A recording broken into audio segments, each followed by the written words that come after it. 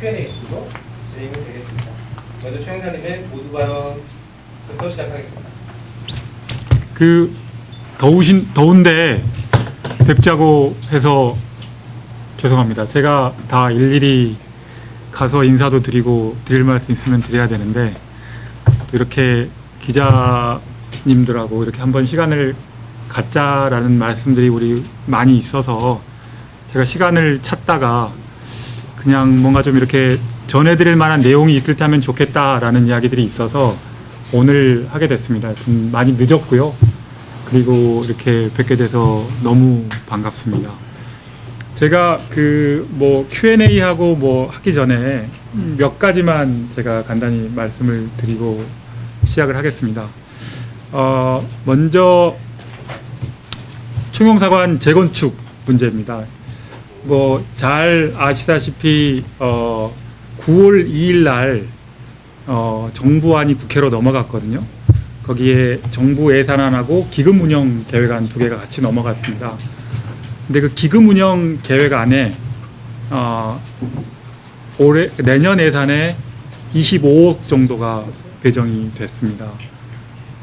그러니까 이게 국회를 통과한다면 내년부터 공간 재건축이 시작이 되는 겁니다. 일단 25억으로 설계비가 반영이 돼 있고요.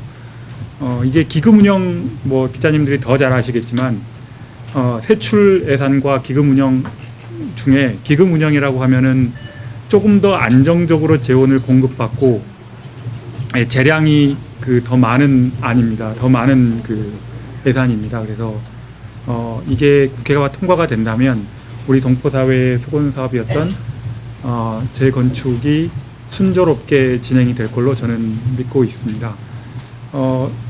언론에서도 일부 공개가 됐지만 기재부가 발표를 해서 재공간 예산 중에서는 규모 중에서는 제일 크게 900억 가까이가 책정이 돼 있고, 그래서 그게 이제 원래는 500억이 넘으면 이제 사전 타당성 에타를 해야 되는데 예비 타당성 검토를 해야 되는데 예비 타당성 검토도 여러분들이 도와주셔서 공간에서도 많이 노력을 했지만 공간을 거쳐갔던 선배들 그리고 현직에 있는 분들이 많이 도와주셔서 그것도 에타가 면제가 되었습니다. 그래서 이제 저는 크게 문제가 있을 거라고 생각하지 않는데 국회에서 통과가 된다면 내년부터 공간 재건축이 이루어질 예정입니다.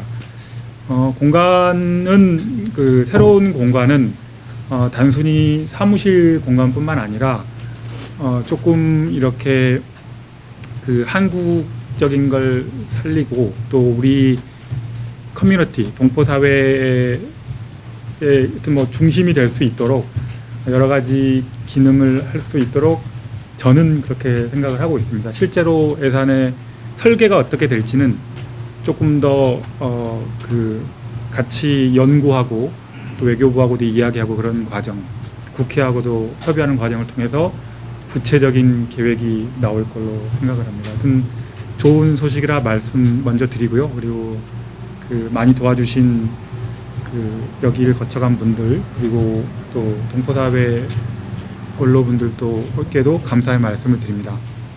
국회 과정에서 아마 이제 많이 우리 동포사회가 많이 지원을 해주면 큰 탈 없이 잘 통과가 될 것 같고요. 그렇게 되면은 일정 기간을 거쳐서 우리 동포사회도 훌륭한 시설 하나를 갖추게 될 거라고 생각을 합니다.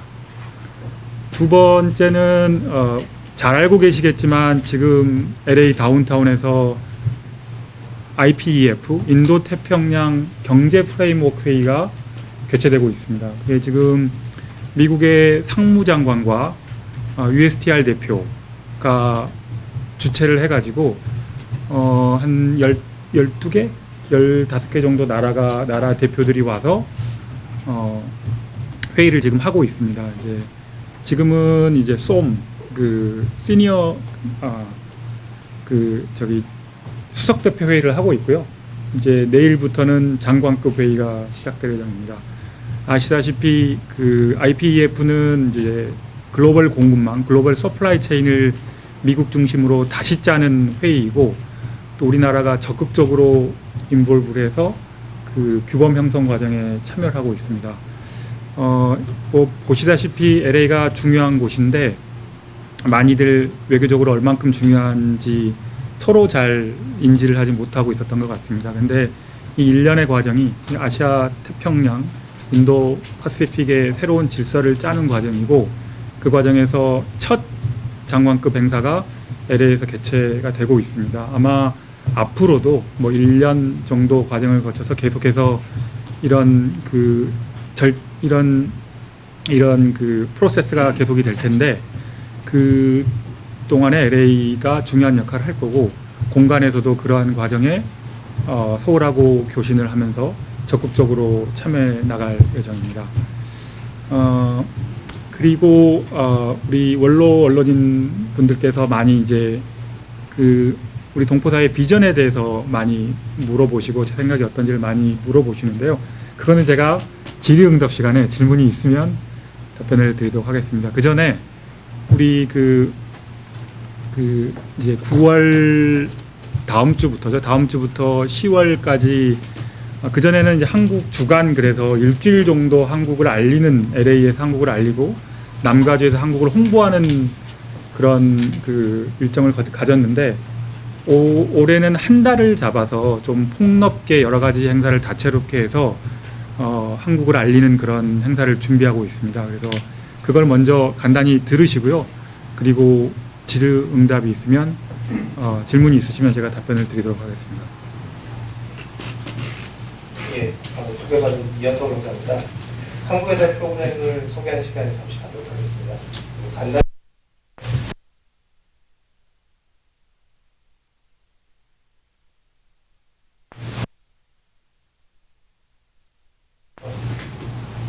여러분 아시다시피 우리 총사관은 LA 소재 공공기관들과 함께 매년 한국 기관을 선포해서 여러 보도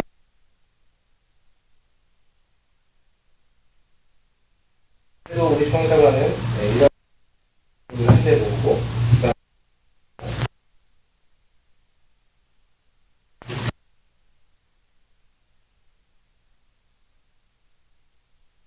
한반도의 평화, 한국의 아름다운 문화, 우리 공연의 다이나믹하고 익사이트한 부분을 강조하고 참여 행사를 이루고자 노력하였습니다. 한국의 달 프로그램을 정리해서 포스터로 만들어봤습니다. 좀 더 크게 보시면 이런 내용들을 담고 있는데요. 9월 11일 라크마에서 개최되는 한국 근대 미술 전시를 시작으로 서니힐스 고등학교 한국문화축제까지 총 행사가 준비되어 있습니다. 이건 한국의 달 일정을 달력으로 좀 정리해왔습니다.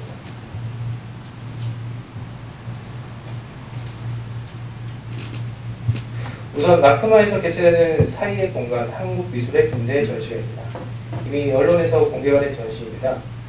이건희 컬렉션을 포함해서 국립현대미술관의 소장품 64점 등 1965년 이전 약 70년에 이르는 시기에 한국 근대 미술을 주제로 서구관에서는 처음으로 개최되는 기획전입니다. 두 번째는 제49회 LA 한일축제입니다. 여러분도 잘 아시다시피 40여만 명의 참석자가 예상되는 LA 한일축제가 9월 22일부터 개최됩니다. 세 번째는 K-POP 페스타입니다. 세계 최대 K-POP 커버댄스 페스티벌인 LA 커버댄스 US 파이널 인기 아이돌 초청 공연 K-POP 포럼 등으로 구성될 예정입니다. 네 번째는 찾아가는 한국문화 체험학습입니다. 교육원 주관으로 LA와 오렌지 카운티 지역 공립학교를 직접 방문하여 한국의 민속놀이, 전통공예, 태권도, 사물놀이, 서예 등을 체험하는 다양한 수업을 진행하게 됩니다. 다섯 번째는 한국 공포영화 상영회입니다. 한국 아카데미 영화 박물관 첫 친구하는 초청하여 간담회로 개최될 여섯 번째는 세계적인 싱크탱크인 랜드 연구소 공동으로 주최하는 한반도 세미나입니다. 미국의 인태전략 추진, 미중 갈등과 공급망 위기 등 급변하는 국제관계 맥락에서 한미관계를 조망해보고 한국의 외교 정책을 논의할 예정입니다. 7번째는 국경일 리셉션입니다. 당기인 제4355년 개천절을 기념하여 10월 6일 미국 정부 인사, 영사단, 한일 동포들을 초대하여 한미 동맹과 우정을 강화하고 한국 무대를 준비할 예정입니다. 다음으로 이희문 LA 콘서트입니다. 경기민요 인주자인 이희문은 경기 서부 경서도 작가를 재즈 편곡으로 새롭게 해석해 한국 국악의 새로운 모습을 관객들에게 선보일 마지막으로 써니뮤직 고교 한국문화축제입니다. 10월 17일부터 18일까지 이틀간 열리며 마지막 날인 10월 8일에는 지역 주민들도 참여할 수 있는 상놀이, 태권도, 교체춤, 난타, K-팝 등 다양한 공연이 개최될 예정입니다. 일단 여기까지 저희 프로그램을 소개해드렸고 한 가지 더 말씀을 덧붙이고자 합니다.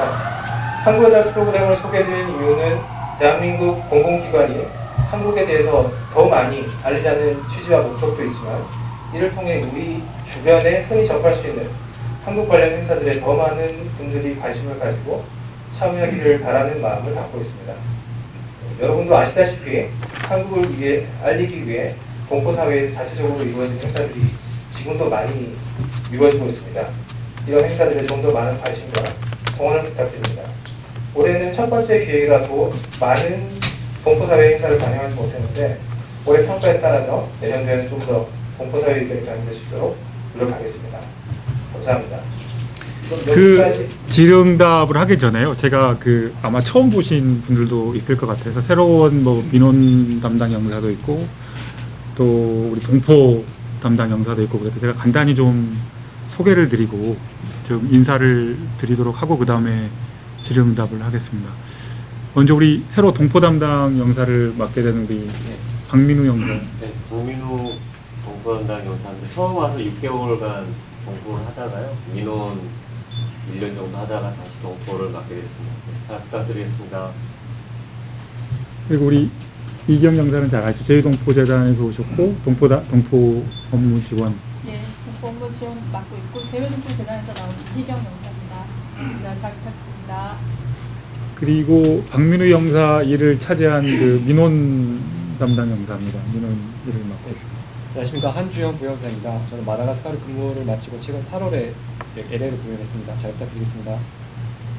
세 번째 공간이죠. 프랑스에 이어서. 네. 그다음에 우리 운영 지원 업무, 공간 살림, 그다음에 아마 이제 재건축을 하게 되면 여기서 맡아서 해야 될 텐데요. 설계부터 우리 소개. 예. 네, 안녕하십니까. 네, 저는 본부에서 직전에 근무하다 왔고 이번이 4번째 공간입니다. 재건축하고 말씀하신 것처럼 운영 지원 담당하고 있습니다. 고종민 영사입니다. 부탁드리겠습니다. 우리 너무 잘 아시는 제일 민원실의 창구의 제일 큰 어른. 안녕하십니까. 이상수입니다. 제가 오랫동안 경기 면제 코로나 관련 업무를 맡고 있다가 이제 코로나가 또 종식이 돼서 다행스럽습니다. 제가 원래 맡고 있는 업무는 국적 업무하고 비자 업무, 그다음에 공증 업무 이렇게 맡고 있습니다. 지금 현재 업무에 전념하고 있습니다. 편하게 반갑습니다. 네. 그러면 질문이 있으시면 제가 답을 첫 번째 예. 질문 하나 드리겠습니다. 제가 한 15년 왔다 갔다 취임하면서 이렇게 길게 초임사님하고 기자회견 한 게 너무 코로나 탓이긴 하지만 너무 오랫동안 격조했다. 이거 면에서는 언론을 너무 좀 평화한 거 아닌가 이런 생각도 좀 들고요. 좀 LA 초영사관에서 대언론에 대해서 좀 애정을 좀 가져주시길 부탁을 드립니다. 두 번째는 여기 와도 자주 뵙지도 못하는데 초영사님 기자 회견할 적에는 도청영사 예. 또 경찰, 검찰 인사도 이때 아니면 얼굴 보기 힘들고 또 사건 사고가 있기 때문에 그분들한테 질의할 것도 있는데 항상 배석을 했었는데 오늘따라 또 배석을 안 하셨네요. 그분 얼굴 본 지가 저도 자주 취직해지고 2년도 넘은 것 같아요. 이런 것도 좀 자세를 좀 대언론 자세를 좀 시정해 주시길 바랍니다. 그다음에 본격적인 질의를 오겠습니다. 오면서 보니까 직원들 주차가 꽉 차 있어가지고 과연 이렇게 항상 차 있다면 뭐 재건축에 들어가긴 하지만 당장 민원인들이 주차 공간도 대단히 어렵겠다 이런 좀 생각이 들고요. 제가 이제 얼마 전에 디스크 수술을 해가지고 좀 핸디캡 그걸 하고 지금 쩔뚝거리고 다니고 있는데 입구에 핸디캡 주차 공간은 딱 한 대밖에 없어요. 그리고 안 하면 굉장히 멀리 핸디캡 공간, 주차 공간을 만들어 놓은 것도 이것도 잘못된 것이라고 생각이 됩니다. 그거 좀 수정해 주시고 제가 이제 본격적인 업무 질의는 통일교육위원 정영사님 파악하시고 계시죠? 예. 거기 지금 현재 위원이 몇 명이신지 기억하십니까? 정확한 그 숫자는 담당 영사님 오실 수 있나요? 통일교육위원 담당. 원래는 동포에서 하는 김단영사. 예, 예. 그 불러서 이거 지난 후에 질의 좀 하나 예, 드리겠습니다. 예, 예. 그 회장 선임이 불법으로 됐다라는 제보가 있어요. 예. 그 새 교육위원이 선임도 되기 전에 회장을 미리 정해놓고 그냥 거기서 박수만 쳤다 이런 내용인데 뭐 70년대도 아니고 지금도 이런 것이 가능한 세상인지 좀 물어보고 싶고요. 이거 이제 오시면 이거는 불러주시면 답변 듣기로 하고요. 두 번째로는 아까 조 형사님 얘기했지 비전 업무에 관련해서 말씀을 드렸는데 지금 우리 세계에서 제일 큰 LL이 한인 사회가 썩어도 너무 많이 썩어 있는 거 아시는 분은 아실 겁니다. 먼저 한인회가 지금 선거 채비에 들어갔습니다. 저희가 지난주에도 특집을 냈는데 16년 이번 선거까지 그렇게 된다면 18년째 이 쓰레기들이 선거권을 뺏어가지고 선거를 실시하지 않고 있는 것입니다. 지금 현재 회장도 가짜 불법 회장이고 그 전에 회장도 가짜 불법 회장이고 이렇습니다. 저희들이 그 사람들이 부정부패해가지고 소송 중이기도 하지만 정찬인 변호사가 그거에 떠나서 우리 언론이 기일수정마다가 한인회 가장 회장으로서 첫 번째 자격을 갖추는 공탁금 예납 사실 증거를 언론에 공개해달라고 얘기를 했으나 지금까지 그거를 공개를 해주지 못하고 있어요. 그러면 그 자기 정관에 의해서 선거를 치르면서 회장 후보가 5만 불, 10만 불 예탁하기로 된 그것마저도 하지도 않은 가짜 불법 회장이라고 그런다면 이건 정말 문제가 있다라는 것이고 올해 또 선거도 지금 매년 해온 매번 선거 때마다 하는 게 선거 직전에 정관을 개정을 하거든요. 자기들 입맛에 맞춰서 또 지금 현재 후보로 예상되는 사람들의 그런 어떤 제압을 가하기 위해서 그런 말도 안 되는 정관 개정을 하고 선거 규칙을 개정을 하고 그리고 선거를 시작을 하는 거거든요.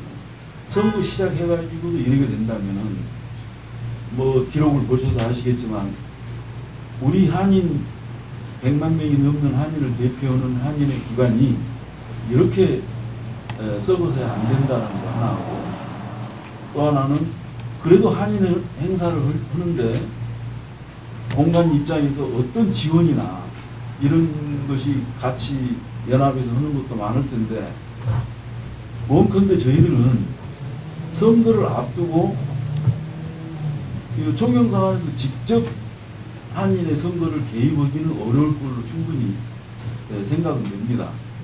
어떤 그런 부분에 대해서 총영사안의 입장을 밝혀줄 수는 없는지 한번 의견 주고 싶습니다. 18년째 선거가 예. 없는 거예요. 예. 우리 선거권을 뺏어가는 거 아닙니까? 거기에 대해서 한 말씀 부탁드립니다. 다 대표님 다 질문하신 거죠 이제. 아니 5개 더 나오면 아니 근데 이걸로 하겠습니다. 공평하게 또 나눠야 되니까 먼저 일단 코로나 상황이 많이 컸던 것 같고요. 저희가 이제 자주 뵙지 못한 거는 뭐 우리 그 대표님 포함해서 좀 더 많이 소통하려고 노력하겠습니다.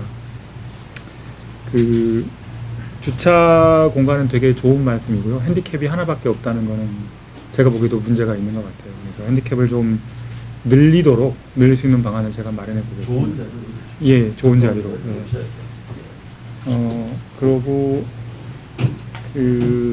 이제 통일교육위원은 이제 담당 영사가 설명을 나중에 따로라도 드릴 수 있도록 제가 하겠고요. 한인회라든지 그 다음에 그 한인에 대해서 많이 말씀을 해주셨는데 총영사관의 입장이 뭐냐라고 말씀을 하시면 결과적으로는 이제 우리 자치 조직이잖아요. 그리고 동포사회가 만들어서 자생적으로 자치적으로 운영이 되는 조직이기 때문에 저희는 이제 보다 더 자율적으로 잘 움직일 수 있도록 옆에서 같이 지원하고 그런 게 맞다고 봅니다. 저희가 이제 개입해서 어떤 방향을 제시하거나 이런 것보다는 내부에서 잘 건강하게 성장할 수 있도록 저희가 하는 게 저는 맞다고 생각을 합니다. 건강음은까지 모범인데 그러지 못할 때는 예. 어떤 개입보다는 이번 선거를 회장 선거를 앞두고 총영사관의 입장 같은 거를 발표할 수는 없으신가? 지금 16년, 18년째 선거권을 뺏어와서 자기네들이 선거 규칙을 오늘딱 좀 딱 해가지고 선거 등록조차 못하게 한다라는 거. 이런 악법을 자행하고 있는 단체가 100만이 넘는 한인사회의 대표 기구가 돼가지고 모든 것을 저런 식으로 자치적으로 한다라는 것은 이건 너무 지나친 시대거든요. 이거는 100년 전에도 있을 수 없는 그런 일들이 자행이 되고 있는데 계속 총영사관에서는 한인회하고 손잡고 일을 하고 또 기회 있으면 기금도 계속 지원하고 우리 국민 혈세를 지원하는 건데 그 썩은 단체에다 계속 물을 부어주는 거에 대해서 참 반감을 가지고 있는 한인들도 많다라는 거. 여튼 뭐 우리 이게 동포 언론도 있고 그러기 때문에 계속 지켜보고 또 그런 게 있으면 언론을 통해서 또 이제 민주주의라는 게 그런 걸 통해서 이제 고쳐나갈 수 있는 건 고쳐나가는 거니까요. 그런 역할을 계속 해주시길 바라고. 예. 저희 공간에서는 이제 이렇게 선출된 거에 대해서는 또 이렇게 거기에 맞는 또 파트너로서 일을 할 필요가 있으니까. 혹시 하실 말씀이 있으세요? 알겠습니다. 예. 다른 재건축 문제 예. 재건축 관련해서 구체적으로 언제 착공이 들어갈 걸로 보이고 언제쯤 끝날 거고 어떤 부지에 어떤 시설들이 들어가는지 조금 더 자세하게. 저도 사실 궁금합니다. 제가 알고 있는 사실은 내년 예산에 24.6억이 배정이 돼 있다. 기금에 그렇게 알고 있고요. 설계 예산이 반영이 돼 있기 때문에 그걸 이제 앞으로 설계하는 과정을 통해서 어느 정도 공간에 어떤 시설이 들어갈지는 이제 또 그 과정을 통해서 정해질 거라고 생각을 합니다. 예. 이 자리에 집계될 거예요? 딴 데 가시죠? 이게 이제 국유재산이니까 국유재산에 할 거라고 저는 상식적으로는 그렇죠. 예. 지금 총 공사비가 얼마나 나와 있습니까? 지금 기재 언론 보도에 나왔어요. 900억, 882억이라고 나왔습니다. 882억인데 기금에 기금은 좀 그러니까 상황에 따라서 공사비가 올라갈 수 있거든요. 그 올라가는 거를 허용하는 예산이기 때문에 조금 더 올라가거나 내려갈 수 있다고 생각을 합니다. 기자님들 기자가 빨리 약간 얘기하고 저희가 질문 몇 개 하고 저기 이제 이 부지가 1.2군 이게 여기에 이제 우리는 건물이나 그런 다 예산과 관련해서 집행하는 거 아니면 어느 정도 이제 청사진을 갖고 거기에서 맞춰서 조금 예산을 유동적으로 쓸 수 있는 거예요. 그러니까 신청하신 뭐 882억이 정확히 딱 보고 선에서 해야 되는 거냐, 아니면 좀 어느 정도의 설계 부분에서 이렇게 좀 유도리가 있을 수 있는 거냐. 후자가 맞습니다. 저희는 이제 지금 계획에 그 정도 될 거라고 볼팍 피규어고요. 그거는 설계 과정에서 얼마든지 변동이 가능. 설계비는 그렇게 책정이 되어 있습니다. 설계 과정을 통해서 유동적이라고 알고 있습니다. 대략 추산을 하실 때 뭐 이런 시설들이 들어가고 이런 어느 정도 건물이 올라가고 이런 부분도 어느 정도는 블루프린트를 가지고 이제 그거 추산을 하셨을 거라고 생각하는데 그것도 갖고 했지만 그게 이제 그 설계에 따라서 달라지기 때문에 큰 의미가 있는 것 같지는 않습니다. 근데 이제 애초에 처음 생각할 때는 그 정도로 생각을 하고 시작을 하는 겁니다. 예를 들어 건물의 층수나 이런 것들은 사실 LA 시리 그 룰에 좀 다 이게 있지 않습니까? 아무리 취해먹은 지역이라고 해도 그런 부분은 좀 시와 뭐 허가 문제나 이런 것들은 문제 없이 진행이 될 수 있는. 그것도 지난번 가세티 시장을 만났을 때도 이미 이야기를 했고 여기 있는 OFM하고도 이야기를 해서 이미 협조를 시작하고 있는 단계입니다. 네, 끝나서 소설처는 질문 받으니까 검토하시고 예. 답변 안 됩니다. 네네네. 첫 번째, 이 건축 신축하는 우리 공간에 문화원이나 교육원이나 한인회까지 들어와서 같이 있으면 안 됩니까? 자, 알아서 하세요. 예. 그 다음 커뮤니티에다 질 생각 있어요, 없어요? 애리바데 하나도 없어요. 교회에서 하고 있는 게 참 비슷한 건데 검토하시고 한국하고 이슈적 문제 해결이 됐어요. 해결이 됐으니까 철가고 다시 부천 빌딩 짓습니다. 한국 문제. 그러니까 질문만 하신다고 그래가지고 다 끝난 건가요? 그럼 아니. 거기다 컨텐츠 지락했는데 조금 더 방에 내가 좀 계좌는데 하여튼 그 종영사관하고 전부 알아서 하는 일인데 컨무시에도 제발 천명 들어가는데 좀 하늘 좀 만들어주세요. 제가 놓은 것도 도만 뭐 그런 생각 안 하는데 자, 한 가지 끝입니다. 동맹기 죽은 사람 장면에 이분이 육가하고 이 볼콘에 방해가 있습니다. 여기 몇 스퀘어, 동맹기 스퀘어를 만들면 어떻게 했나. 한 6명쯤 스퀘어 차지했어요, 당장. 그래서 한 전부 부동산 사기꾼들이고 돈은 영향도 있는 놈들인데 정치력도 좋아했던 놈들인데 다 고발해서 했는데 한인사회 그 명명식 가진 대세선들 때문에 도둑은 속을 이미지 아주 안 좋아요. 자, 결론이 뭐냐. 동맹이 이상 가능한가 검토해 보세요. 검사에 열어두고 그런 분들이 스케일이 나와야 되는데 그런 사람들이 나왔다는 것이 얘기고 또 동부행사 주로 업무는 뭐예요? 마지막이다. 동부행사 업무가 뭐예요? 주 업무. 한인사회 잘 융합하고 발전할 수 있도록 잘 지원해 드리는 거. 오케이, 그건 제 생각이니까 지금 코리아타운에 걸어다니시면 볼 수 있을 텐데 한 6명이 우리 코리아 이미지에 흐리고 있어요. 노숙자들. 그때 박 경제한테 얘기했다가 벽지 않고 운동화 살다가 쫓겨난 놈인데 영사가 제발 커뮤니티 좀 다니시면은 한 6명 있어요. 바로 코리아 이미지를 그대 노출시키고 있다니까. 그런 애들한테 아파트나 콘도 못 사주더라도 그때 좀 찍어주면 안 될까 싶네. 너무 비싸면 일부러 돈 받으려고 앉아있는 애들이 있는데 그게 승진을 써주시 못한다. 그리고 이제 흥사단에서 이제 1년에 15만 원 받고 있는데 저 대학금이네. 그런데도 15만 원 받아가지고 어디서 종사 좀 하세요. 한 달에 나무 쓰는데 하는 일도 없어요. 단소, 흥사단 단소, 그래서 3년, 4년째 문제가 있었대요. 인수하라? 안 하면 처분하게 하면은 자기들이 그 돈 받아가지고 그 때문에 싸움이 나서 강국이 안 주는 분들인데 그 돈을 받았으면 대학교는 얘기를 해요. 대학교는 돈 다 해쳐먹고 앉아가지고 놀다가 한국 정부 돈 내놔 하고 있거든요. 딱 그놈 세놈들이에요. 하고 싶은 얘기는 여러분 말이 끌리는 검사단에서 받고 있는 대학교에서 받고 있는 14만 5천 정도 되는 돈은 어디 사용하고 있는가? 우리 정부에서 책임지고 하면 필요가 있거든요. 한다 돈 쓸 데도 없어요. 자, 끝입니다. 할 말이 많은데 못하겠다.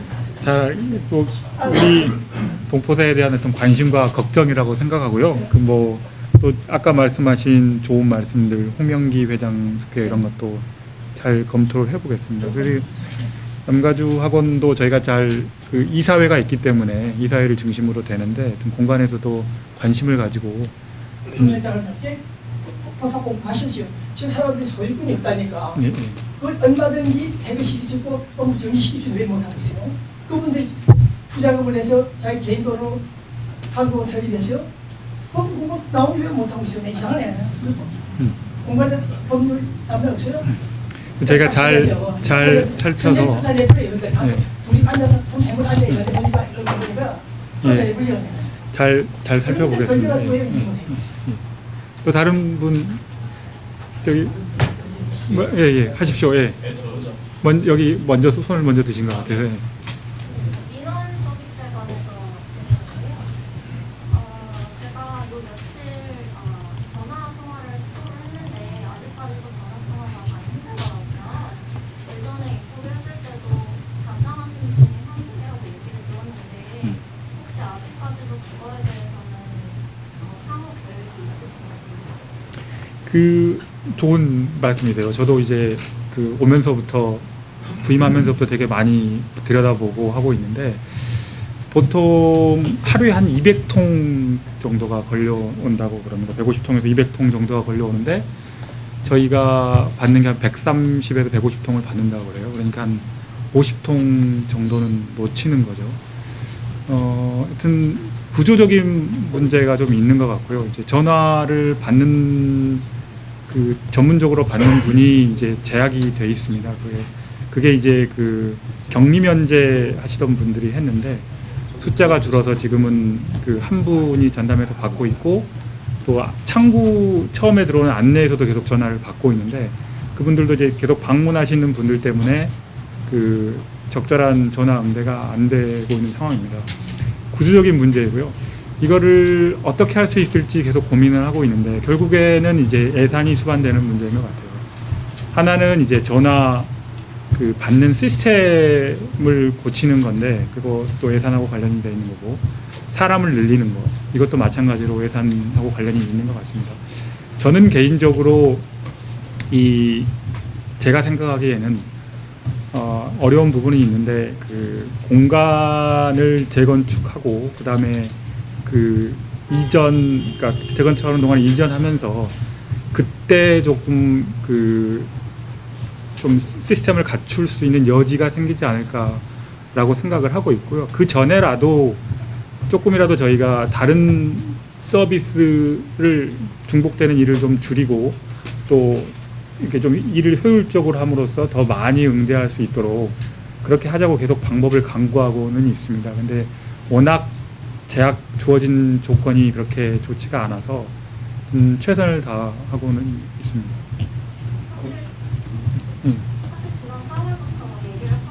예.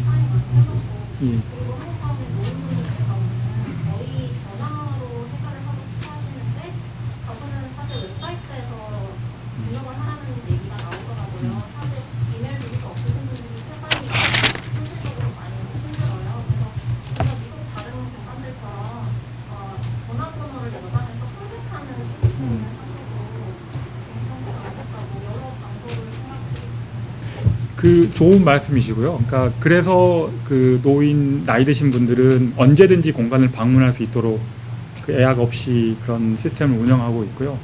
저희가 다른 공간들도 다 조사를 해봤습니다. 근데 다 비슷한 문제가 있고요.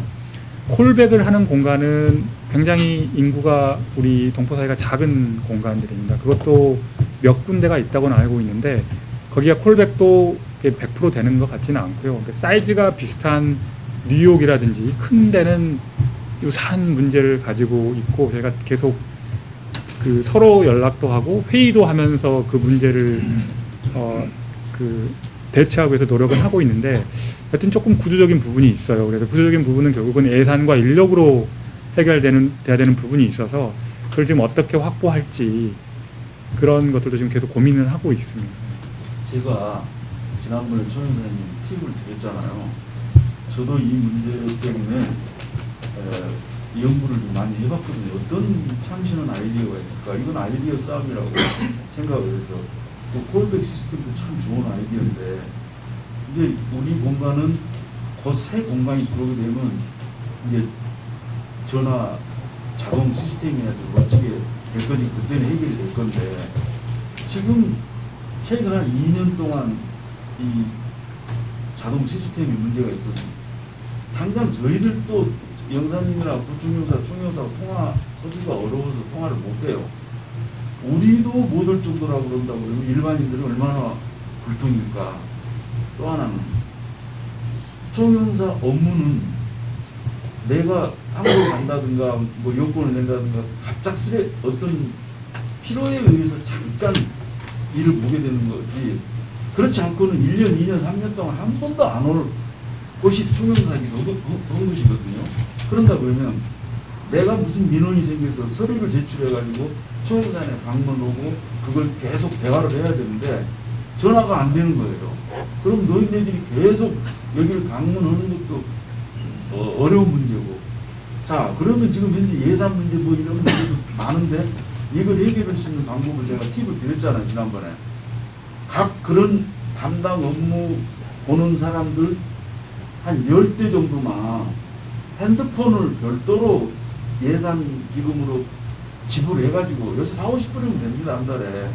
그걸 줘서 그거를 무작위로 뿌리라는, 그 번호를 무작위로 뿌리라는 게 아니라 지금 어떤 A라는 할아버지가 좀 오셔갖고 무슨 업무를 보셔야 돼요. 다음에 오실 때는 이 번호로 저한테 전화하십시오. 라고 한다고 그러면 불통이 안 될 거고, 당장 우리 언론들한테, 기자들한테도 각각 동포 담당, 원 담당 이렇게 해서 전화번호를 주면 우리들이 긴밀하게 또 통화도 할 수 있는 것이기 때문에 그 적은 돈 몇백 불로 해결할 수 있는 것인데 너무 신경을 안 쓰신다 이런 생각이 들어요. 아까 말씀한 대로 이런 얘기가 작년에도 나왔고 올 3월달에도 나왔고 계속 반복만 되고 해결은 하나도 안 되고 제자리로 오면은 이래서 민원이 쌓이는 것이죠. 제가 이제 그 사전 예약제라든지 그 다음에 긴급 업무하는 것도 다 검토를 해봤습니다. 사전 예약제를 하는 게 맞는지 안 하는 게 맞는지도 백지 상태에서 다 검토를 해봤고, 그것도 여전히 시뮬레이션을 돌려보니 예약을 하고 하는 게 맞고, 대신에 긴급 업무가 있으면 언제든지 시간을 좀 비워서 우리가 받을 수 있도록 여지를 그렇게 만들었고요. 지금 또 만들고 있고, 또 그 핸드폰 그것도 저희가 다 어떻게 할 수 있을지 검토를 해봤는데 거기도 좀 제약이 있는 게 있거든요. 하여튼 예를 들면 핸드폰 번호를 지금 이 민원을 해결해야 될 분이 어떤 분이 있으면은 일반 전화는 안 되는 거 아니까 그 핸드폰을 줘가지고 번호를 줘서 다음부터는 이 번호로 나하고 통화하면은 잘 검토를 해보겠습니다. 그것도 저희가 오는 민원인한테 다시 핸드폰 번호를 주라는 거잖아요. 오신 민원인들한테 일단 그거라도 절반은 민원을 끄는 거죠. 그거라도. 처음 오는 분도 안 되겠지만 지금 전에는 영사님들 다 핸드폰 번호 다 공개했어요. 근데 요즘은 다 공개 안 해요. 그래도 조금 테크니컬한 문제인 것 같으니까요. 다른 분들 질문 받고 또 추가로 뭐가 있으면 말씀하시죠. 예. 국회에서 이제 새로운 통과되다가 12월까지 대한 중간에 시작한 변경들 좀 조치가 있는지, 그리고 12월 달에 최종성이 된다고 했을 때 거기 곧바로 프로젝트가 진행될 수 있도록 설계 기간이라든지 그런 것들을 정해주시는지. 이제 국회는 이제 심의 과정, 외통위 심의 과정, 그 다음에 예결위 걸쳐서 갈 거고요. 뭐 제 경험으로는 저도 이제 외교부에 있을 때 국회 조직 담당 국장을 했었는데 제 경험으로는 기금 같은 경우는 특별한 변동은 없었던 걸로 기억을 합니다. 근데 이제 미래라는 건 아무도 알 수 없는 거니까요. 그러니까 이제 그대로 통과가 될 수 있도록 많은 동포사회도 같이 성원해 주면 되지 않을까 싶고, 저는 개인적으로는 큰 문제가 없을 거라고 생각을 하고, 통과가 되면 바로 외교부 국유재산을 관리하는 데에서 절차를 시작하는 걸로 제가 이해를 하고 있습니다. 그러면 설계 조명이라든지 이런 것도 그때부터 시작이 되는 거죠. 예. 이 자리는 파킹과 지금 여기 건물이 지금 조그만 건물이 있는데 그 파킹 또는 공사를 해서 뭐 중도로 세운다, 뭐 내지는 다리 건물을 세운다, 뭐 이런 여러 가지 안이 그 이전에 있었던 것 같은데 지금 뭐 청사관 쪽에서 이렇게 키우고 있는 뭐 저기 그런 안이 있나요? 그 말씀드린 것처럼 설계에 따라서 다 바뀌어지는 거고요. 이제 통과가 되면 설계에서부터 시작이 되는 겁니다. 그 설계가 어떻게 되느냐에 따라서 달라지는 겁니다. 지는 거고요. 아무튼 그 정부에서 지금은 이제 그 정부 예산으로 정부가 갖고 있는 돈으로 이 건물을 신축을 하는 겁니다. 900억 가까이 된다는 그 돈은 어떻게 많은 거예요? 그것도 이제 그 처음에 이제 그러니까 이렇게 대량의 예산 아닙니다. 통상적으로 어느 정도가 할 때 정도 필요하다라는 예산으로 알고 있습니다. 제가 좀 예. 부탁드릴까요? 부총영사인데요. 882억 지금 예산 신청된 거는 정부 예산 신청할 때 재건축에 관련된 소요를 조사를 합니다.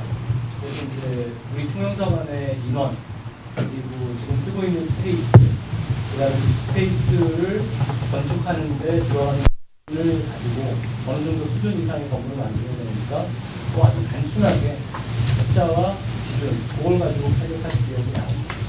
그래서 이제 어느 정도까지의 스페이스냐 하면은 대략적으로는 지금 직원들이 민원인들이 쓰고 있는 주차장 거기까지를 염두에 둔 대략적인 수치라고 보시면 됩니다. 저것도 설계에 따라서는 운동의 여지가 있는 거고요. 저희가 생각하고 있는 건 그 정도인데 정부 예산으로 이 지역에 짓는다 이렇게 이해하시면 됩니다. 예. 지난번에 그 총영사관이 LAPD하고 같이 해서 교육원에서 그 아시안 민족 혐오 문제를 여러 가지 좋은 세미나 하셨는데요. 그 자리에 그 한인 기관 단체들도 초청해서 같이 논의를 했는데 피코 유니언 주민회의 의장은 자기는 전혀 그런 거에 대해서 초청을 받은 적이 없대요. 상당히 중요한 위치에 있는 사람인데 왜냐하면 그런 인적 문제는 주민회의 관계된 사람들한테 제일 먼저 사실은 가야 되죠. 거기 그날 LAPD 사람들도 우리가 신고가 없어서 많이 곤란하다는 얘기를 하는데 가장 그 주민들을 밑바닥 상대하는 게 우리 그 주민들은 그 주민회의지 지금 이제 코리아타운 관장하는 데는 여러 가지 문제가 많은데 이런 거를 볼 때 총용사관이 동포단체를 보는 관점이 어떤 거냐. 보통은 뭐 총용사님 자신도 나는 여러분들을 위해서 이 자리에 왔다. 역대 총용사들이 전부 다 그 말씀을 하십니다. 여러분 때문에 내가 이 자리에 왔다. 과연 얼마만큼 그거를 하는지 그런 것도 잘한 건 물론 많아요. 근데 잘한 걸 여기서 뭐 논하는 게 아니고 이 잘못된 점은 개선해서 나가야 발전이 되는 건데 지금 코로나가 이제 어느 정도를 완화가 이제 돼 가고 있는 중이지만 진짜 이것을 회복을 하고 난 다음에 새로운 세계가 나타나는데 우리 코리아타운이라든지 남가주와 그 4개주 관할 지역에 우리 동포사회가 어떻게 다시 재해결할 수 있느냐 이 문제는 지금 그 상당히 힘든 문제지만 한국 정부와 한국 기관과 동포사회가 같이 협력을 해야 돼요. 지금은 한국은 다른 나라에서도 인식을 하기를 이제는 감사할 줄 알고 남에게 지원할 줄 아는 그런 부강한 나라가 됐다고 그러니까 우리도 서로끼리 어려운 점 있으면 국내와 여기 연결하는 게 이제 총영사관이 하는 역할인데 그 코로나 이후에 우리 동포사회가 좀 상당히 어려운데 그걸 어떻게 해결해 나가고 같이 이걸 수 있는 그런 모색점이 어떤 입장이 있으시면 좀 듣고 싶고요. 지금 한인타운에 그 지난 수십 년간 수건 과제가 있어요. 근데 계속 그 중에 한미박물관 건립 문제, 그다음에 우리 커뮤니티 센터 건립 문제, 이거는 저기 남가주 한국학원 그 부지 이용으로도 관계가 있는데, 그다음에 이제 한미 동포재단, 한일회관에 대한 문제, 그거에 관계돼서 재외동포재단, 외교부 산하의 재외동포재단도 이 미국 사회 안에서 여러 관계기관 단체들하고도 연결이 있는데 이런 점에서 한번 재검토가 좀 있어야 될 것 같아요. 여러 가지.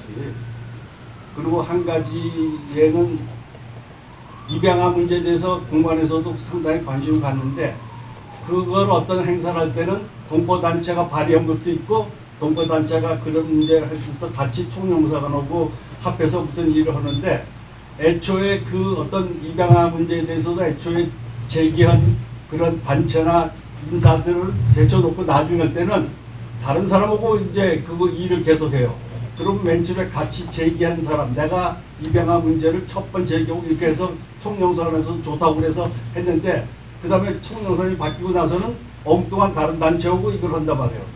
그러니까 그거는 제가 볼 때는 이 안에 인수인계라든지 또는 검토라든지 시대 상황이라든지 그런 거를 좀 보실 필요가 있을 것 같아요. 제가 답변을 드리겠습니다.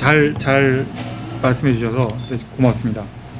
그 LAPD하고 그 혐오범죄 그걸 한 건 한인 단체를 한 거는 잘 보시면 알겠지만 그 한인 단체들이 전부 다 주정부나 시정부로부터 그랜트를 받은 단체입니다. 단순하게 그겁니다. 그리고 이거는 계속 사업이고요. 저희가 그거 한 번 행사로 끝난다고 생각하지 않고 있습니다. LAPD하고도 계속 협의하고 앞으로 계속해서 더 해나가자라고 그렇게 약속을 하고 있고요. LA 지역뿐만 아니라 그 오렌지 카운티라든지 그 다음에 이런 행사를 각 경찰하고 같이 하는 메커니즘을 계속 만들어 나가고 있습니다. 아마 앞으로 계속 있을 거고요. 그 동포단체를 보는 시각에서 특별히 어떤 그 뭐 다른 건 없고요. 그 실용적으로 그 그랜트를 받은 단체들이 어떻게 잘 그 할 수 있는지를 도와주기 위해서 한 거고 처음 시작한 거고요. 아마 계속 있을 거라는 말씀을 드립니다. 두 번째는 이제 동포사회 이거를 어떻게 제가 이제 국장님께서 말씀하신 동포사회에 대한 비전하고 관련이 되는 건데요. 최용사관이 그러면 동포사회를 어떻게 할 거냐, 그리고 이 문제점을 어떻게 할 거냐. 제가 이제 생각을 좀 많이 좀 해봤어요. 어떻게 이 동포사회, 예를 들면 입양아 문제도 그렇고, 그 다음에 우리 코로나 이후의 경제 문제도 그렇고, 여러 가지 동포사회 문제들이 있는 홈리스 문제들도 그렇고, 이게 제가 그 말씀드리고 싶은 거는 저는 그렇게 생각을 하고 있습니다. 저는 하나는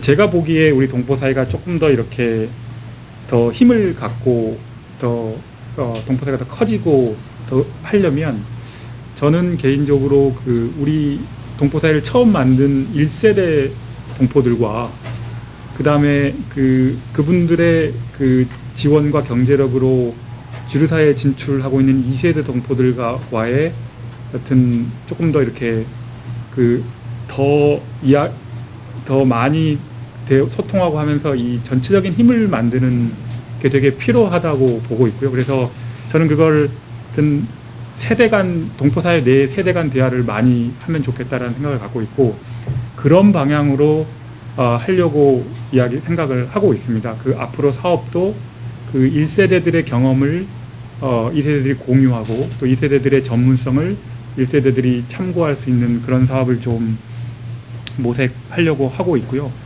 또 하나는 이 입양아도 그렇고 경제도 그렇고 결국에는 한인 커뮤니티만 가지고 안 되는 부분이 좀 있습니다. 그래서 저는 아까 일반적으로 말씀을 하셨는데 처음에 제기하는 분이 본인의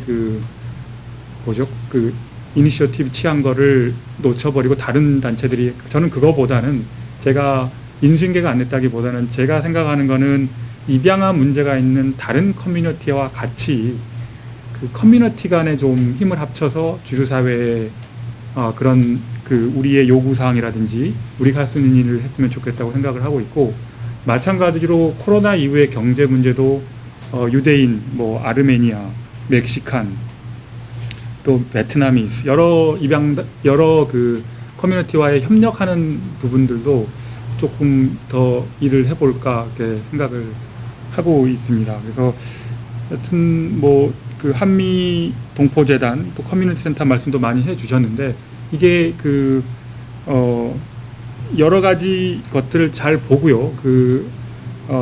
시간이 좀 필요한 것도 있고 또 방향은 동포사회의 방향은 그렇게 잡고 있다는 말씀을 드리고 이 커뮤니티 센터 문제도 여튼 그 의견들을 듣고 어떻게 할 수 있을지 그리고 여기 지어지는 것과 어떻게 연계를 할 수 있을지도 좀 생각을 해보고 여러 가지 각도에서 생각을 하고 있습니다. 네. 국적법 관련해서 잠깐 저기 오랫동안 손을 드셔서. 네. 이번에 한국제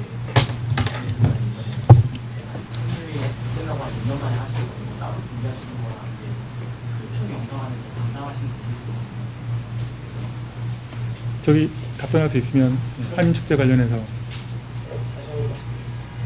이번 총 영상하는 다가오는 한인 축제에서 맡게 되시는 준비하시는 게 따로 있는지. 지금 저희 LA 한인축제 저희가 재외동포 재단 차원에서 지원금을 드린 게 있습니다. 그거 하나 있고 저희가 행사에 코리안 퍼레이드에 행사님이 참석하실 예정이고 그리고 얼마 예산 네, 저희가 그 22일 전에 잠시 한인 축제를 위해서 참가하시는 분이 계십니다. 그분들을 모셔서 간단하게 격려하는 자리를 마련한다. 아니 예산 지원이 얼마나 오셨냐고요? 축제재단은? 재외동포재단 지원금 맞습니다. 예. 보안상 아니에요? 말씀하실 수 있어요? 어떻게 말씀하실 수 있으면 말씀드리고요. 왜 여쭤보냐고 그러면 그동안에 분기직 단체로 지정이 돼서 예산이 지원이 안 됐던 걸로 아는데 말씀해 주세요. 그럼 공개하셔야 될 것 같은데. 등교단체로 지정이 정식으로 되지는 않았던 걸로 알고 있고요. 좀 시끄러웠던 걸 알고 있습니다. 그래서 이제 뭐 그 안에서 이재승 목사님이 아마 다 검토를 좀 해봤는데 법적인 문제나 이런 것들이 다 해소가 된 것으로 확인이 됐어요. 그러다 보니까 얼마나 그거 액션 못 받쳐요? 이상하네요. 아닙니다. 15,000원 돈 많지도 않고. 네, 많지 않습니다. 무슨 문제가 다 해결돼요. 과거에 기사를 사안을 살펴보시려면 정확히 살펴보셔야지. 그 전에는 15명 이상 이사됐던 사람들이 지금은 3명이 모여서 쫄딱쫄딱 하고 있는 그런 완전히 개판 단체가 됐는데 무슨 정기적인 단체가 됐어요. 또 질문 있으시면 네, 예, 예. 네, 저는 크리스천 혈연교가 오렌지 카운티 쪽에서 2년 전에 새로 창단된 뉴스 매거진 사랑과 사회에 있습니다. 질문은 오렌지 카운티에서 오신 미디어분들 안 계신 것 같아서 책임질 갖고 여쭤봅니다. 예. 오렌지 카운티 한인회에서 매주 금요일에 10시부터 2시 30분까지 영상 업무를 순위로 하고 계시는 걸로 알고 있는데 계속해서 듣고 있는 이야기가 사전 예약이 3, 4주 전이면 힘들다. 그런데 사실 오렌지 카운티 지역에는 여기까지 못 올라오신 분들 대부분들이 연장자들이시거든요. 그분들이 사전 예약하고 놓치고 막 이런 일들이 있었을 때 정말 오랫동안 불만과 불편함들을 감수하셨던 것이 오렌지 카운티 어떤 지정책 정부에 영향하는 원성은 수가 없는 것인가라는 이야기를 있었기에 혹시 그런 계획이 가시적인 기간 안에 있는지 아니면 전혀 오렌지 카운티 한인들의 사회도 이제 월간만 비교해도 20몇 년 전에 명분만 살던 것이 지금은 어마어마하게 커져 있는데 여전히도 아직 OC 쪽은 4시간 30분의 수회 영상 업무만으로도 충분하다고 보고 계시는 건지 어떤 다른 방법을 갖고 있지 않는지 이게 궁금해서 좋습니다. 그러니까 오렌지 카운티의 영사관 분소를 그 말씀 하시는 거죠. 예.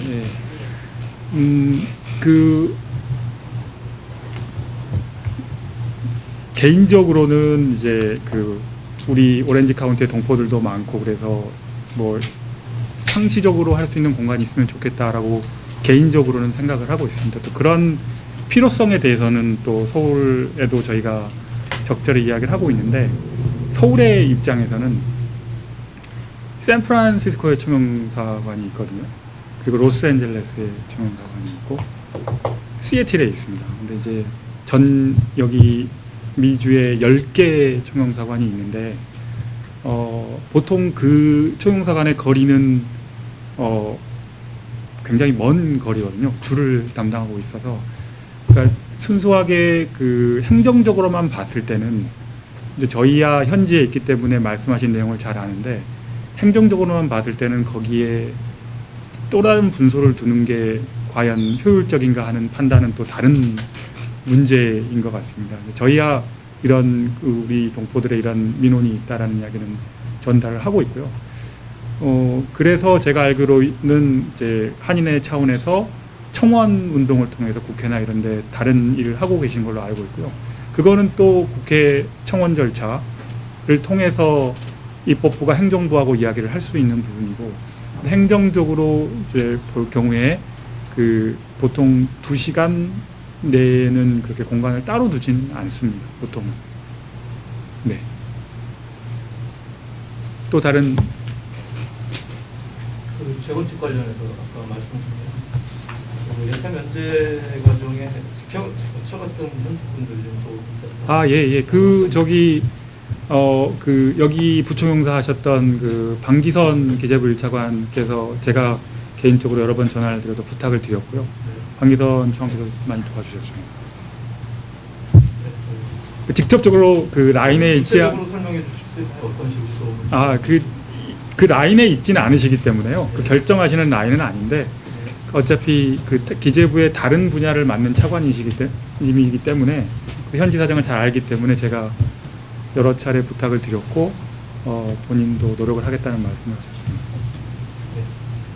국정부 개정안 부분은 네. 이제 10월 1일인가요? 시행되는. 그러면 이제 그거를 이제 뭐 예를 들면 신청을 하거나 그 국적 이탈을 이제 그동안 기간이 지나서 국적 이탈 신고를 못했던 분들이 이제 뭐 요청이나 이런 것들을 어느 경로를 통해서, 이전에는 보통 재외공간 통해서 많이 하셨는데 그런 같은 경로를 통해서 그런 걸 이제 요구하시게 되는 건지, 그리고 또 거기에 대한 수요가 좀 뭐 어느 정도 있을 거로 이제 예상을 하시는지, 그것도 사실 수요가 갑자기 폭주할 수도 있는 부분이고. 괜찮으시면 제가 우리 담당 영사께 마이크를 넘기겠습니다. 예, 제가 답변드리겠습니다. 이번에 예외적으로 이제 국적이탈 허가제가 도입이 됐는데요. 이 이제 해당하시는 희망자분들은 그 주소 지원할 재공간에다가 신청하도록 되어 있습니다.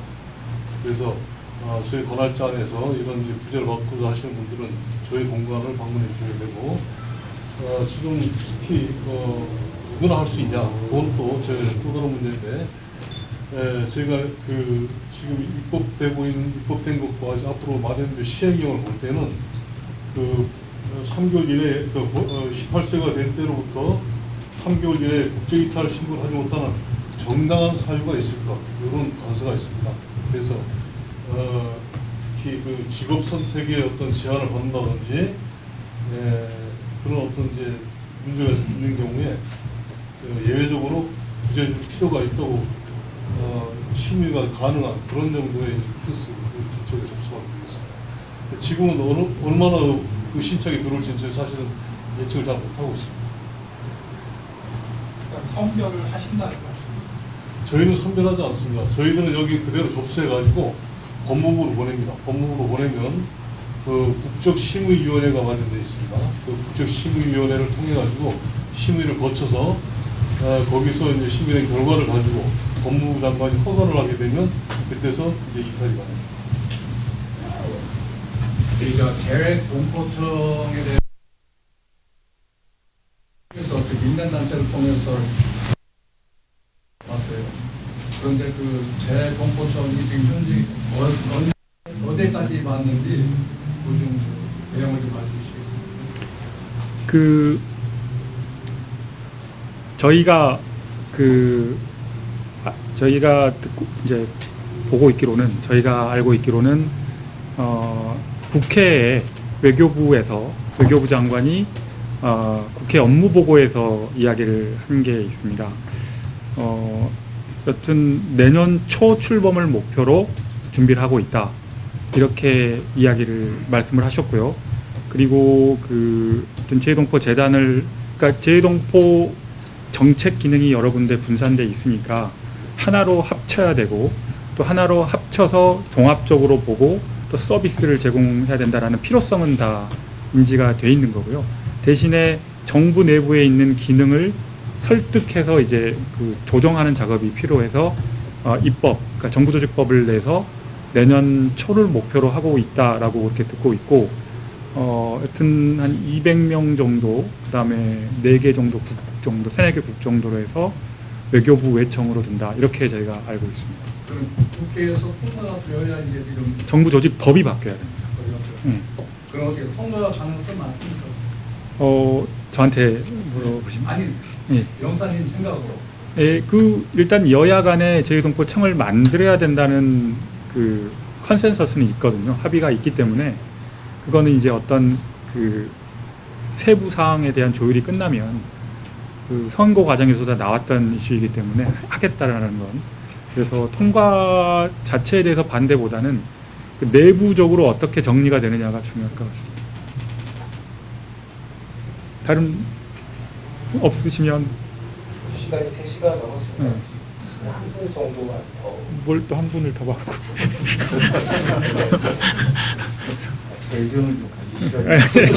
애정을 많이 갖고 있습니다. 또 뭐 질문이 없으시면 이걸로 마치시는 걸로 하겠습니다. 뭐 많이 도와주십시오. 저희도 그 있는 자리에서는 제한된 조건 하에서는 최선을 다 하고 있고요. 저도 영사님이 그런 언론을 통해서 많이 예. 왜냐면 저희 신무사에서도 상당히 많이 와요. 나이 드신 분들도 오고 젊은 사람들도 오고. 예. 영사님 얼굴 못 봤다. 예. 이름도 모른다. 예. 제가 자꾸 많이는 밖에 이야기를 하는데 잘 안 되는 것 같습니다. 전화로 일단 쓰시면